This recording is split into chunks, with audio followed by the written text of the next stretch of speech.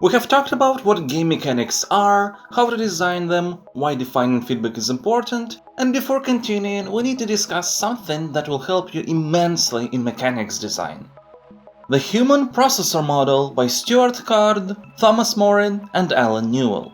It is a model and method developed with the goal of calculating cognitive and motor processing times, therefore evaluating usability of a product. You can see how it looks on screen, feel free to search for more information about it, but for now we need this model to understand one important thing. Average time for players to process the state of a game and make a decision based on that information is 240 milliseconds. In general, it takes 100 milliseconds to recognize the change that happened, 70 milliseconds to process that information and make a decision, and another 70 milliseconds to send the signal regarding which button has to be pressed. For many, this whole process can take up to half a second.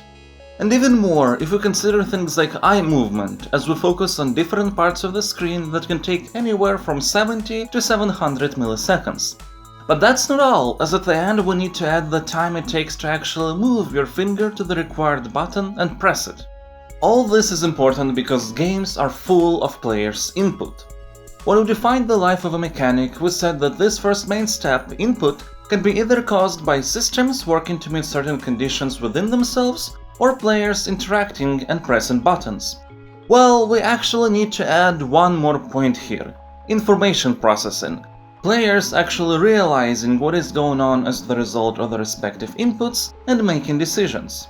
Feedback is just the game sending information to players about what is happening on screen, but there are many factors in place for people to actually understand that feedback. From where it appears on the screen, how long it is, how much information overlaps, and so on.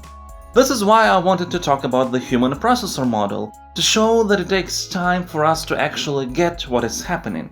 But more than that, to show that we're not computers and are pretty fallible.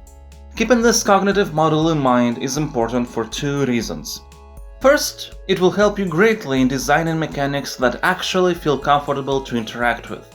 And second, this whole thing is really at the core of defining what we call game feel, which is a big topic in and of itself that we're going to start discussing with the next chapter.